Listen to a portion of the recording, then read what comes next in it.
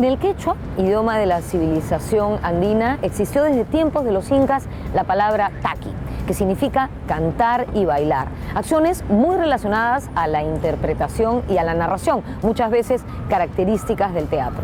El inca Garcilaso de la Vega, que está aquí detrás mío, pretendió encontrar similitudes entre las prácticas escénicas del mundo incaico y las traídas por los españoles. Su objetivo era presentar al mundo europeo un teatro inca moralizador, cercano al teatro religioso hispano-católico. Garcilaso, orgulloso heredero de las culturas inca y española, nos dio esta versión conciliadora entre ambos mundos. Pero, ¿sería pertinente hablar de teatro prehispánico desde una concepción europea?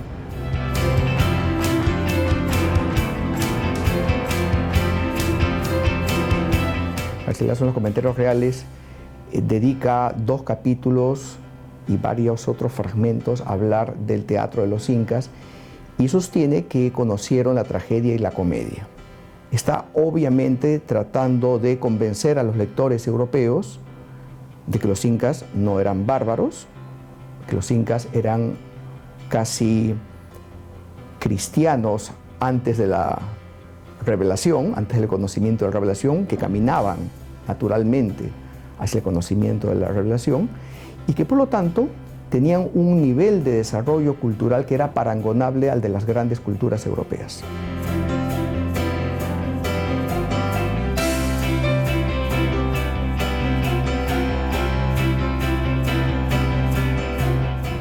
Al parecer, el inca Garcilaso de la Vega estuvo influenciado por el teatro jesuita, que era evangelizador y moralizador, y que por esos años se encontraba inmerso en un debate contra el teatro comercial, representado por Lope de Vega, a quien Miguel de Cervantes Saavedra llamó monstruo de la naturaleza.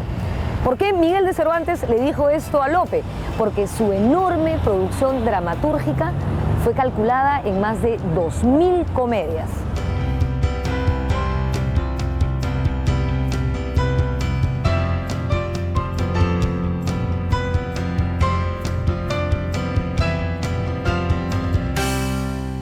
Al hablar de teatro andino, no podemos dejar de mencionar el Ollantay.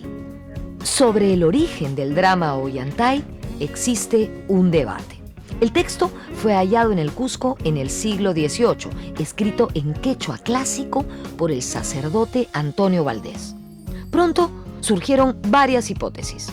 Para la primera, el texto del Ollantay, su historia, personajes, ambiente, son incaicos. La segunda hipótesis sostiene que el texto es de origen español y escrito durante la colonia.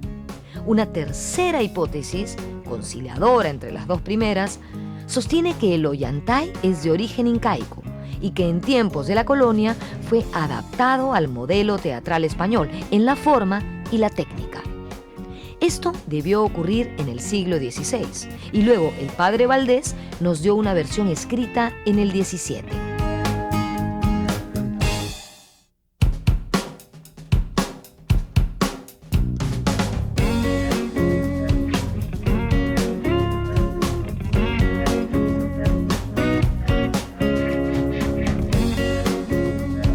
Alejándonos de debates y controversias, el Ollantay es hoy un clásico del teatro americano. Cuenta la historia de un general llamado Ollanta, enamorado de la hija del inca Pachacútec y rebelde ante el poder imperial. Curiosamente, el nombre del actual presidente de la República está inspirado en este personaje. Ollanta significa en quechua guerrero que todo lo mira.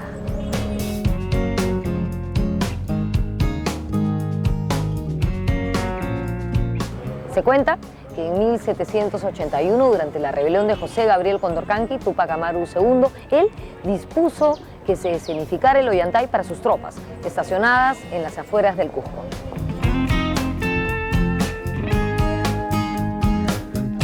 La investigación más recientes, el trabajo de César Itié, por ejemplo, parecen muy convincentes en demostrar que Ollantay es fundamentalmente un drama escrito durante la colonia a fines del siglo XVIII y que tiene un autor, que es Juan Valdés.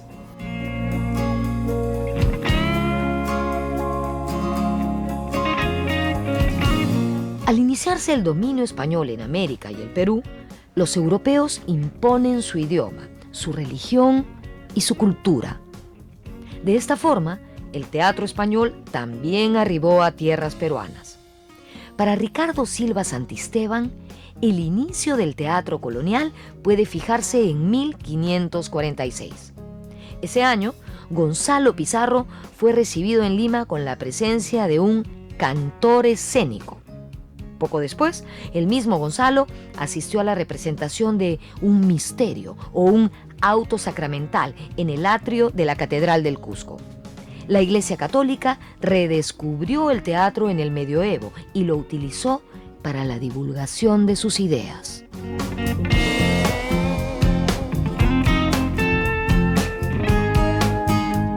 Un auto sacramental es una obra de carácter alegórico, donde por lo tanto el espectador está sometido y está obligado a leer en dos planos.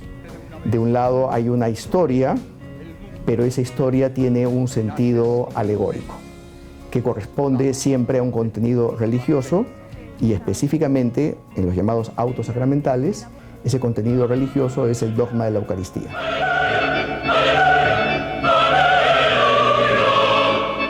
Por eso es que hay muchos, incluso filósofos, que escriben, o teólogos, que escriben obras de teatro, ¿no? Y la hacen utilizando, pues, los recursos de la época, por ejemplo, el verso castellano. Seremos yo el autor en un instante, tú el teatro y el hombre el recitante.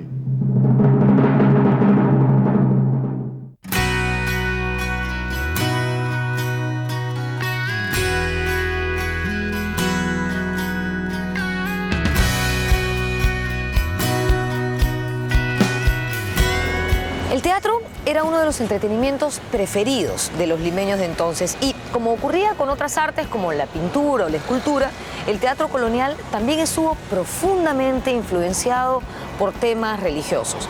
En los primeros siglos del virreinato, los atrios de las iglesias eran empleados como escenarios para obras donde se representaba la vida de los santos o algún hecho considerado sagrado. En 1997, al celebrarse los 80 años de la creación de la Pontificia Universidad Católica del Perú, se montó aquí, en el atrio de la Catedral de Lima, el auto sacramental El Gran Teatro del Mundo, de Pedro Calderón de la Barca. Este montaje de gran suceso fue dirigido por Luis Peirano.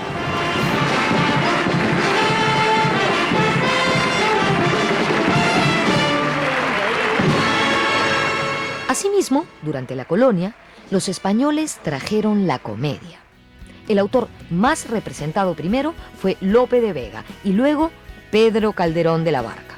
Según Guillermo Loman Villena, en 1599 ocurrió la aparición de dos grupos de comediantes y a inicios del siglo XVII el establecimiento de los llamados corrales de comedias.